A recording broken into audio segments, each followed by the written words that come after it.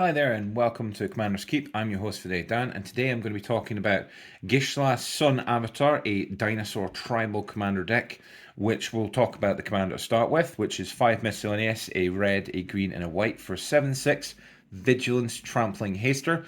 Whenever this deals combat damage to a player, reveal that many cards from the top of your library, put any number of dinosaur creature cards from amongst them on the battlefield, and the rest in your library in a random order. So yeah, Dinosaur Tribal. This is the granddaddy of Dinosaur Tribal, a very popular deck and a very popular commander that yeah, is still great for what it is. Great idea if you want to play dinosaurs and smash them. So let's just go for a quick deck tick with this.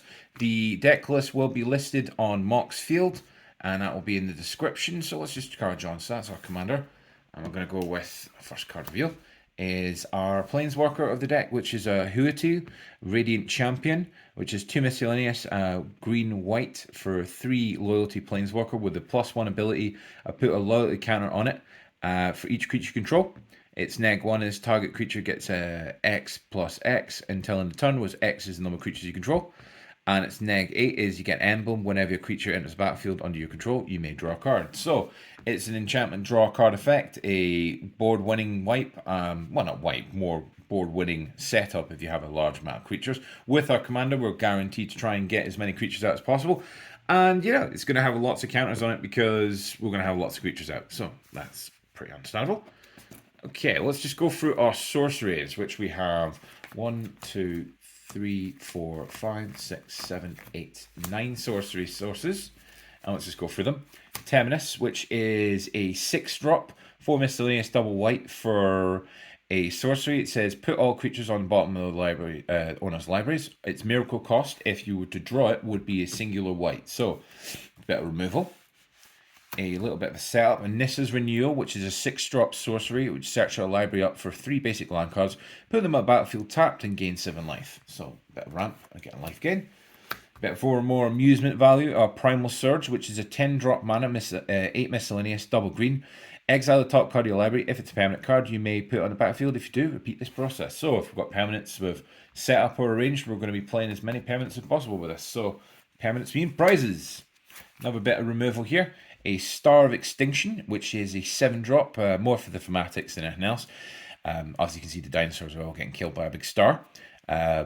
So that's 5 miscellaneous and 2 red mana to destroy target land. Star Extinction deals 20 damage to each creature and each planeswalker. Yeah. A Farseek, bit of ramp, miscellaneous, and a green for sorcery. Search our library for plains, island, swamp, or mountain. Put on the battlefield tapped and then shuffle the library. So everything but a forest. And like I say, it is a little bit of a proxy, but we do have the card. So it's a cultivate of 2 miscellaneous and a green. Search your library for 2 basic land cards, reveal the cards, and put them on the battlefield. Tapped and shuffle your library. Put 1 on the battlefield and 1 in the library and shuffle.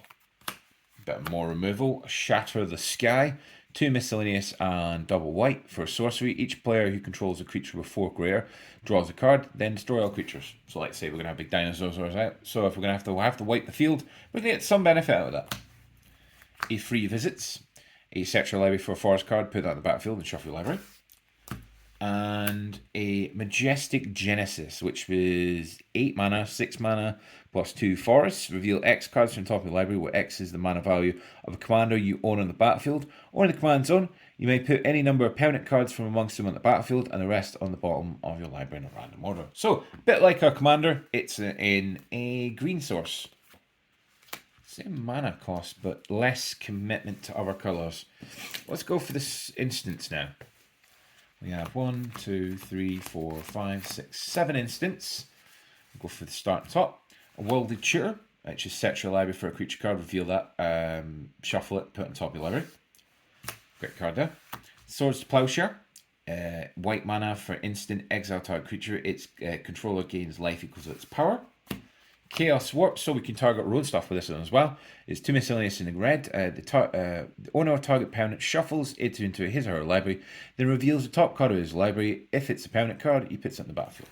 He or she puts it on the battlefield. Which, yeah, fair. Removal and getting rid of stuff as well from us if we're wanting a better dinosaur for that.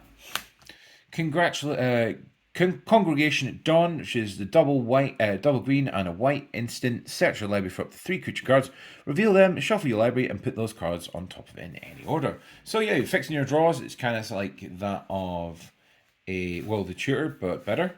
It has a little bit more commitment to the colours. However, we get 3 out of it, so not a bad card overall. Okay, Path to Exile, similar to Swords to Plowshare, but in contrast, you get a basic land rather than any life, which overall, sometimes giving them land rather than is actually more beneficial than that of life. A Beast Within, which is 2 miscellaneous and a green for instant destroy target permanent. Its controller gets a 3/3 beast token onto the battlefield. Green doesn't get raw removal, and this piece of kit that was printed is one of the best pieces of removal in green, and if what, not the only bit other than fight spells. And the last one, They Shall Know No Fear, a miscellaneous and a white instant. Choose a creature type. Creatures you control of the chosen type get +1/+0 and gain indestructible till end of turn. So imagine an interchange where someone's trying to board wipe us. We're going to make them indestructible and still have a board. But also, it could also, if someone's making horrible blocks and we can't really benefit, then we can give them indestructible anyway.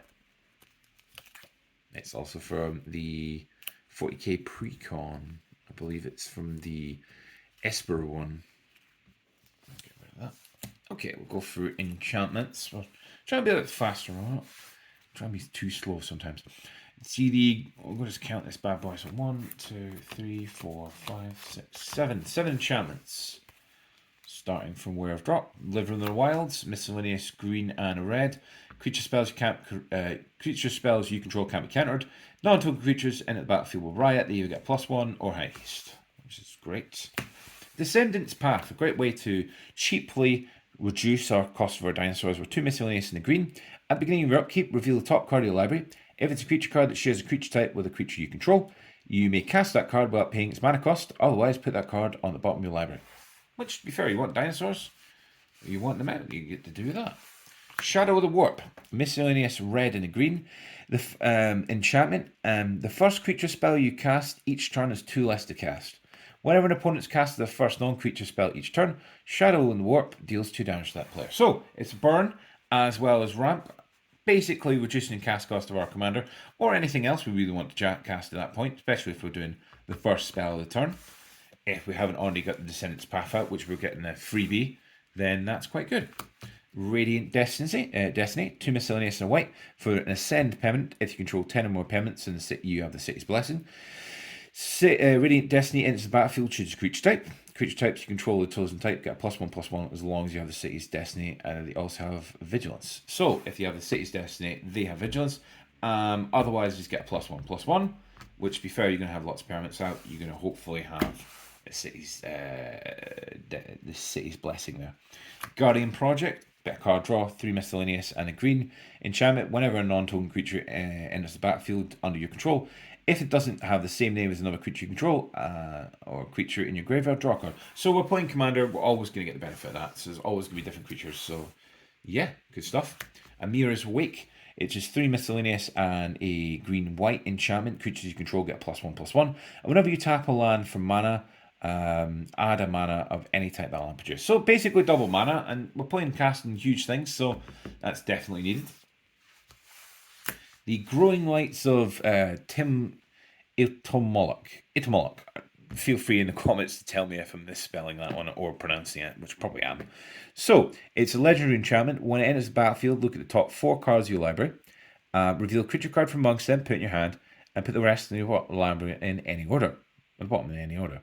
At the beginning of your end step, if you control 4 more creatures, transform this into this legendary land, the Itmol Cradle of the Sun, which has tap for a green mana or tap a green mana for each creature you control. Each creature you control. So if you've got a whole board of creatures, you're going to get a whole buttload of mana. That's what you want. Okay, let's just go for the artifacts. Like I say, there's not actually that many artifacts in this bad boy.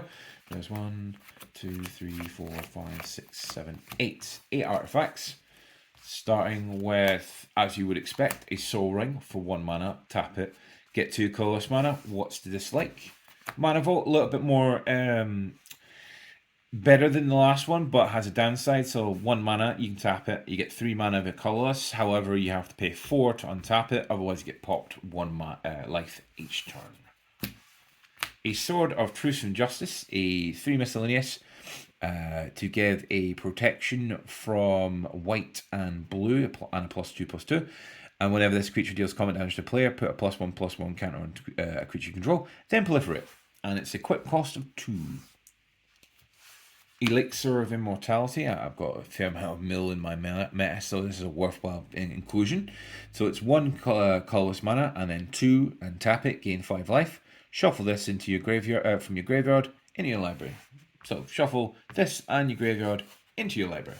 Great card. Arcane Signet. Not going to argue about that. Basically, 2 miscellaneous. Tap it for any mana in a color identity of a commander, which could be red, green, or white. Lightning Greaves. Y'all kind of know what it is. 2 miscellaneous and a quick for 0. For an, basically gain some shroud and haste. A Vanquisher's Banner of 5. Enter the battlefield, choose a creature type. Creatures you control of the chosen type get a +1/+1. Whenever you cast a creature spell of that chosen type, draw a card. It's basically 2 enchantments together. It's like that of our card draw enchantment for each different creature and the +1. So yeah, what's disliked about that? Nothing. Absolutely nothing. A Chromatic Lantern. Obviously, you fix our mana because we're using 3 colors, and ideally speaking, if we need access to our color or whatnot, it also adds a rock, but also fix all land. So, without further ado, you're probably more interested in this bit. Is the creatures. We'll just go through them as we have them. We'll give them a wee count though. 1, 2, 3, 4, 5, 6, 7, 8, 9, 10, 11, 12. 13, 14, 15, 16, 17, 18, 19, 20, 21, 22, 23, 24, 25, 26, 27, 28, 29, 30, 31. Thinking we'll have 31 creatures. We might be a little bit shy, or 32. However, like I say, the list will be listed online, and that'll prove me that I can't count, and I'm on camera, of course. Anyway, so Raging Raptors to start with. 2 miscellaneous in a green, with an enraged ability for a 2/3. Whenever it's dealt damage, you may search your library for a basic land, put it in the battlefield tapped, enable that. A Kanji Sunwing, 2 miscellaneous and a white for a flying, 2/3 flyer. Your creatures your opponents control enter the battlefield tapped. Got a bit of lockdown there. A Topiary Stomper, 1 miscellaneous and a double green for a vigilance. Enters the battlefield, search your library for a basic land, put in the battlefield tapped. If this can't attack or block unless you have 7 more lands. So 4/4. Basically a land search and a body. What's to argue with? A Shifting Stereotypes. It is 2 miscellaneous double green, which is a spell that can't be countered. It's protection from blue. And if you can pay green when you cast it, it gains you choice of reach, trample, or haste until end of turn for 5/4. Yadali the Wandering Monster, a 7-drop 8/8 trampling haster with a cycling ability of miscellaneous and red, and it has this fun abilities. Whenever you cycle it, you shuffle into your library from your from your graveyard. If you cycled this 4 more times, you get to put it in the battlefield rather than your graveyard. So you just keep cycling him, and he goes back and forth, and you get a big solid 8/8 for 7, more or less, and you get away with it. Casting costs or cycling. Gallater and Mervyn. 3 miscellaneous and a double green and a double white for 12/12 trample, which is whenever you attack, you get to do 2 different things. Choose one, create a tapped and attacking XX green dinosaur creature with trample, which is power X is blah, where the X is the power amongst attacking creatures. Or you could produce 8 X 1/1 life linking vampires, which is the number of our attacking creatures. So boss creature for 12/12 monster. It's trampler. Be fair, it's dinosaurs. They're all gonna be monsters. A thunderback spine, a thundering spineback, which is 5 miscellaneous double forest for a 5/5. Other dinosaurs you control get a +1/+1, and it has the ability to generate dinosaurs 3/3/1s with trample for 6 mana, which is 5 miscellaneous and a green just to do that. A Temple Allosaur. Altasaur, rather. 5-drop, which is 4 miscellaneous and a white mana for a 3/4. If a source would deal damage to another dynasty or control, prevent but one of that damage. So it's very important for enrage triggers. A bit more of a new include. Kolgar and Yaldor. It is 2 miscellaneous, double red, double green for 7/7. Enters the battlefield, choose one. It gains trample and haste until end of turn. It fights a creature you don't control. Also, it has this ability you can pay two miscellaneous and a red green to sacrifice this, store up to one target artifact to enchantment, shuffle this into your library, and then draw a card. Library from your graveyard, draw a card. So, bit of removal on itself, and you get to draw a card. What's not to like? Bit more of a boss biggin. The Zakama Primal Calamity, which is 6 miscellaneous and a red, green, white for a 9/9 Vigilance Trample and reach. When it enters the battlefield, you get to, if you cast it from your hand, you untap all the lands you control. Also has a subset abilities of 2 miscellaneous and a red to produce 3 damage to a target creature. It is 2 miscellaneous and a green to destroy target artifact to enchantment, and 2 miscellaneous and a white to you gain 3 life.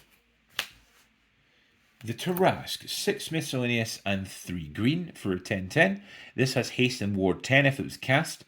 When it enters, when it attacks, you can have it fight target creature, a defending creature a player controls. It's a lovely expensive 9-drop, but you know, we don't really care. Register Alpha, which is a 3 miscellaneous red green for a 4/4. Other dinosaurs you control have haste. When it enters the battlefield, you create a 3/3 dinosaur token with trample. Irrita, the Primal Conqueror, which is 5 miscellaneous, double red for a 7/7 trample. Enters the battlefield, each player exiles cards from the top of the library until they exile a non-land card. You may cast any number of spells from among the non-land cards exiled this way without paying the mana cost. Also, it has the ability of 9 miscellaneous and a green mana, green for extra mana to turn it over into an 11/11 trample. I don't know if it's trample, I think it's just infect. No, trample, indestructible, and whenever this deals combat damage to a player, if that player had 10 more poison counters, they lose again. They get that many poison counters. So yeah, fundamentally you're going to be dealing out poison counters as well. It's amusing and cute include, but it's more for its ETB effect as well as the fact it's just a dino. So why argue with a big dino? Okay, let's try and speed up a bit. Wayward Southtooth, 3 mana, 2 miscellaneous, and a green. Has a 5/5. It is Ascend. If you control 10 or more permanents, it has City Blessing. You may play an additional land on each of your turns, and it can't attack a block unless you have the City's Blessing. However, it's letting you play additional lands. That's the key thing there. Key thing. Charging Tuscadon, 3 miscellaneous and double red for a 4/4 trample. If this would deal combat damage to the player, it deals double damage to that player instead. So basically, it's like it's got double strike, but not. But it's a reasonable card for what it is. Carnage Tyrant, one of my faves. He is a 6-drop for a 7/6 trampling hexproof. The spell cannot be countered. A total boss. The Verdant Sun's Avatar, 5 miscellaneous, double green for a 5/5. Whenever this or another creature enters the battlefield under your control, gain life equal to that creature's toughness. So, that life gain back. Ripjaw Raptor, 2 miscellaneous and double green for a 4/5. Has the Enrage ability whenever it's dealt damage, draw a card. A Zelta's Primal Dawn, one of the most reprinted cards ever, but whatever. 6 miscellaneous and double white for a 4/8 double flying, double strike, vigilance, trampling, indestructible dinosaur monster. Airtail's previous form, the Airtail Primal Storm. It's 4 miscellaneous, double red for a 6/6 whenever this is enters the battlefield. Exile the top card. With this either attacks. What am I talking about in the battlefield? When this attacks, exile the top 10 cards. What am I talking about? 10 cards. I'm just adding things here. Exile the top card of each player's library, and you may cast any number of non-land cards exiled this way without paying their mana costs. Tool House. Okay. Cool printing of this, a Godzilla King of the Monsters. Not really. It's a Zotor Strength Incarnate, which is 3 miscellaneous and a red-green. 7/3 trample. Lethal damage dealt to creatures you control is determined by their power rather than toughness. So if you got a small toughnessy creature, then you can say, yes, you got to keep that 7 power. But although, that's pretty funky. And a fairly reasonable new including an Ancient Imperiosaur, which is 5 miscellaneous double green for 6/6 with Convoke. It has Trample and Ward 2. Enters the battlefield with 2 +1/+1 counters on it for each creature that convoked it.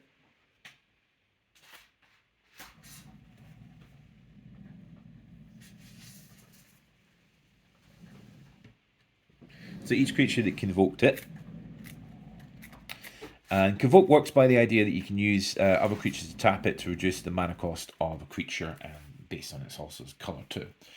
Okay, who would not thought it would obviously have an include of Gishath, the Primal Hunger of 12 mana cost, which is 10 miscellaneous, double green for 12/12. It has a reduction on its cost for X with a total power of creatures you control, and it's a trample 12/12. Why dislike?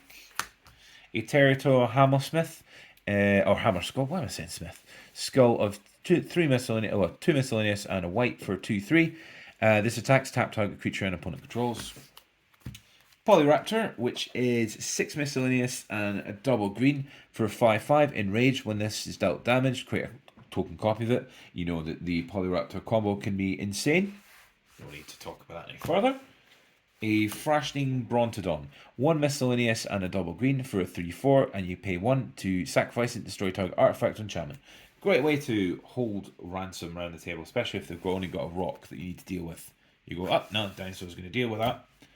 Okay, Wakening Sun's Avatar, which is 5 miscellaneous and triple white for 7/7. Enters the battlefield if you cast it from hand. Destroy all non-dinosaur creatures, which, to be fair, one-sided board wipes are the way to go. Rampage Ferocity. Well, of course, we're not trying to be as many creatures at this point, but this one's quite a good one. 2 miscellaneous and a red, which is a 3/3, and it has Menace. Players can't gain life. Whenever another creature enters the battlefield, Rampage Ferocity deals 1 damage to that creature's controller. Which, to be fair, if we're playing the heavy token deck strategies, that basically knife hilt tolls. Egoring Ceratops. A 7-drop for a 5 miscellaneous double white for a 3/3 double striker. This attacks other creatures you control gain double strike to end the turn. A Regal Behemoth, which is a 6-drop for 4 miscellaneous and double green for a 5/5 trample. In its battlefield, you become the monarch. Whenever you tap a land while you're the monarch, you add 1 mana of any color. To your mana pool. Okay. So you tap the mana, you get the mana, you get the extra mana. That's what you want. Double mana.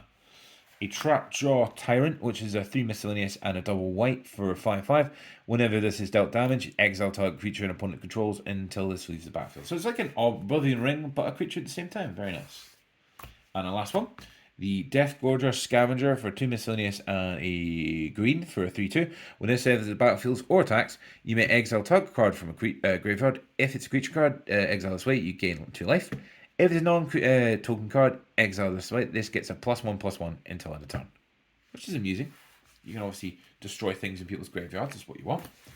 Okay, like I say, it's a heavy costing deck. So, without further ado, we're just going to give you a land count. And we're just going to go through them really quickly. We're not going to go and spend a lot of time on any particular basic because we've highlighted there's going to be quite a few basics. So let's just go 1, 2, 3, 4, 5, 6, 7, 8, 9, 10.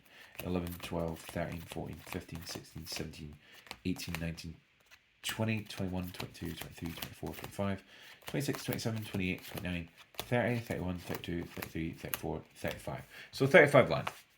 Okay, and we'll discounting the basics, though we might show a nicer looking basic. Look, nicer looking basic somewhere here. Ooh, there we go. Tasty looking mountain. It's a tasty looking mountain. Rootbound Crag, you all know what it does. Tap it, enters the battlefield unless you control one of these or a forest. Would enter tap. Otherwise, you can tap it for a green or a red. Okay, a Rockfall Veil. This enters battlefield unless you control 2 or more lands. It would enter tapped, but if you have 2 others like those 2, it wouldn't be tapped, and you can tap it for red or green. Canopy Vista enters the battlefield unless you control 2 more few basic lands. So it's a green and a white. It's Forest Plains. Jungle Shrine, all 3 colours. You can tap it for a green, red, or white. Just always enters tapped. A Ridge and Ravine enters battlefield tapped. We can use it for red or green, or you can pay 4 and you can make it 3/3 creature. Whenever it attacks, put +1 counter on it. It's still a land. It keeps the counters after it comes to land again, which is amusing. A Rogue's Passage, you know exactly what it does. Makes things unblockable. A Command Tower, very good card, of course. A Growl Turf enters battlefield tapped. When it enters battlefield, return a land you control to its owner's hand. Tap it for a red-green. Funky Mountain. Funky Plains. Proxy of a Tiger, because I'm not mad. So that one taps for a green or a red. Basically counts as both. It's one of the non-punishment lands in the original ones. Exotic Orchard. You can tap it for a land anyone in opponent control. One of my faves here, a Temple of the False God. It doesn't do anything unless you have 5 or more lands, but otherwise it taps for 2 colours. Reflecting Pool, basically a way if you want to have a duplicate of the land you've got in your pool and you want to produce, really good card. Temple Garden, basically similar to the Canopy Vista, however the downside is paying 2 life, you don't want to end or tapped, and it does count for both, so that's grand. A Castle Garden Brick, which is enters tapped unless you control forest, tap it for forest, or you can pay 4 mana and tap it, you get 6 mana to cast in creature spells or activate abilities of creatures. Boss card. Funky Forest. Funky Forest. A Jetmir's Garden, which is a forest, mountain, plains. Enters battlefield tapped. It is all 3 of them.